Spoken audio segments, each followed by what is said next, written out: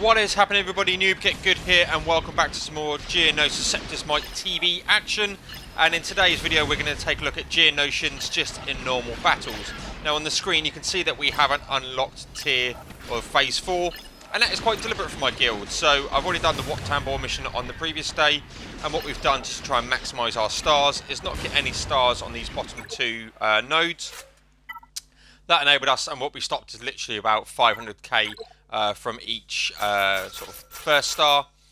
Then that enabled us to then push through and get 2 stars on both by the end of it. So just enabled us to get some more stars. We only got 1 star out of the 2 territories in the previous sort of TB, so we just maximised our star value. So, but onto the video. We are going in on just taking the Geonosians in. Obviously, you'd normally use them in the Geonosians sort of special missions. As they're not available there, thought I'd try them in and see what they're like for just a regular battle and see if they can get the 4 out of 4. Obviously, gear 13, as you can see, some fac. I've got a gear 12 brood. Hopefully, for the next TB, that will be gear 13. After this is recorded post video, obviously. I've actually only need 1 more piece now to get brood to gear 13.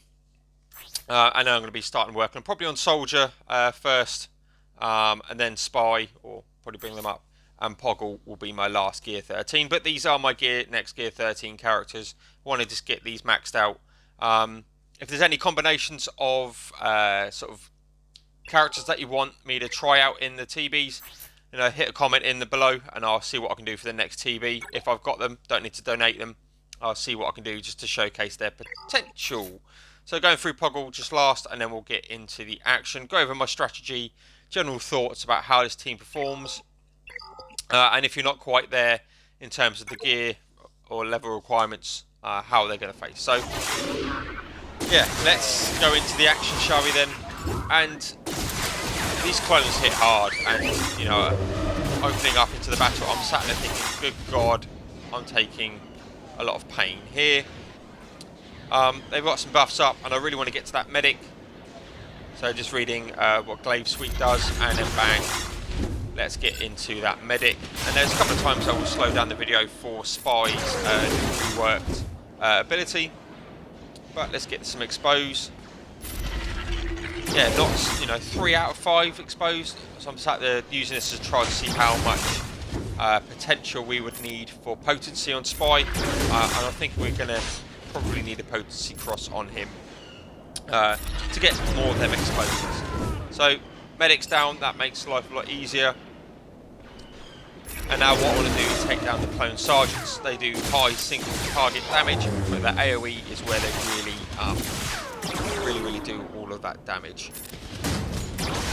And AoEs for the bugs are the biggest issue. Slows it down. Let's have a look, see how much damage you get. 165,000. Thank you very much. And that's with no buffs on Sergeant as well. So if they got buffs, your buffs, they will get dispelled, and you do some super damage.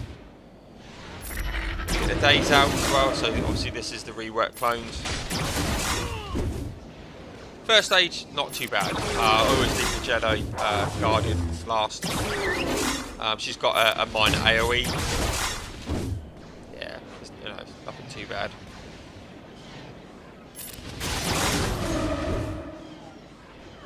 And this one I should be basicing all the way to the end.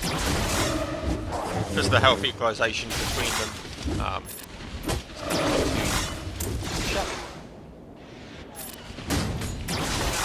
Down to the Guardian.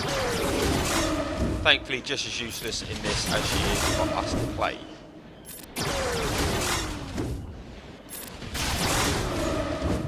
One thing I've noticed with bugs is they do triple damage. Apart from a couple of like Spy's special,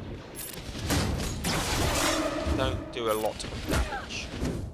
But it's death by 1,000 paper cuts, right? So opening into round 2. Obviously got the medic, high priority number 1, then the clone sergeant's there. But again, I'll always take a medic.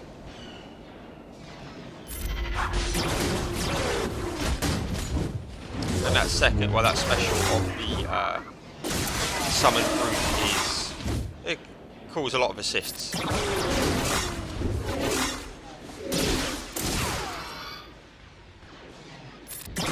think of the taunting then, but hey ho. So my brute is not up, so I'm open for a lot of damage here.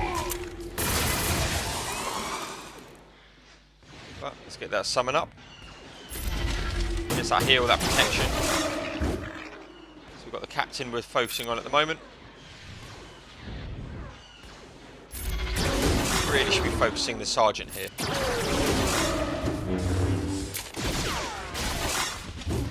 Because he can do that AoE damage like we've said before. Look at that, the summon is already nearly dead again. But they get equalised in. Always quite nice.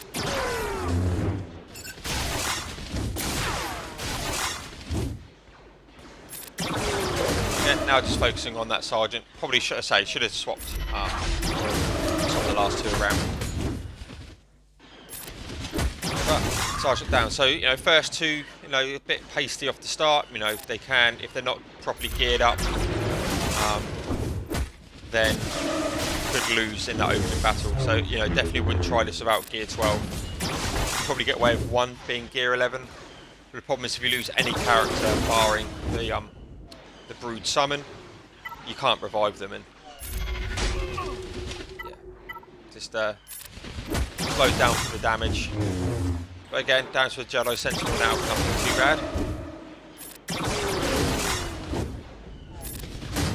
The brood outfit is what makes this team tick. That constant hive mind coming in. So we've got an ARC Trooper here.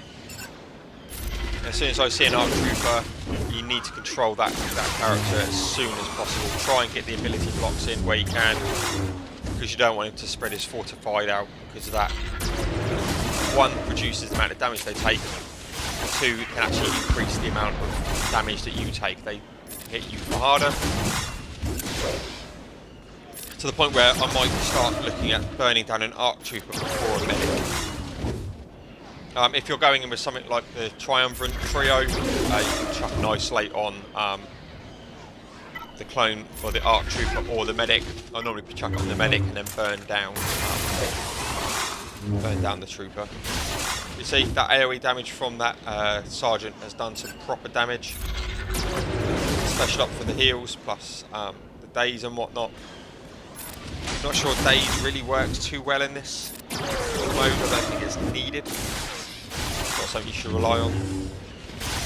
But tenacity down definitely is what you need. So I've summoned here just to, again, obviously the summon was already up, I just needed that health and protection regen, plus it includes all the negative status effects. So that expose, again, dual resist, bit in phase 3 at this point, you're going to get resisted so much. And because it's not a separatist-led battle, you don't get the Hellfire tank as well, just to point that out, which is why you can't see it in this one. In the battle that has just the separatist droids in, you can use the Hellfire tank, and that does make a big difference in some of the battles. As I talk over other things, I miss a spy big damage again. You can see it on the screen, it's not something you really need to take. Again, saving the Jedi for last, they don't hit particularly hard, the clones hit like trucks. But because he's ability blocked, he's less of a challenge. Get that summon back up. Single targets, unless they really do one shot you, single targets are manageable because of that health equalisation between each attack. But because of that health equalisation, that is why an AoE is so bad, because it's damaging everyone and that you don't get that health protection regain. But again, phase 3 down, and again, it's not been too difficult. Obviously, the summons being up helps quite a lot, but that's what it's there for. So yeah, definitely, I'd almost say Gear 12 the board is a guaranteed 3 out of 4 in this. and our platoons are nowhere near maxed. You know, we're getting 1 or 2. So we've got a Padme, Anakin, Padawan Anakin, and a General Kenobi ARC Trooper. I think there's a Pons in there. So I'm going to go after Anakin. His AoE is massive. He hits like a truck. We're getting armor shredded. Let's summon everyone in. And look at that ARC Trooper passing on that fight to the General Kenobi already. But need to get rid of Anakin. He does AoE. And bang. There goes Spy. And bang. Anakin, man. But yeah, that's that. Thank you very much for watching. Catch you later.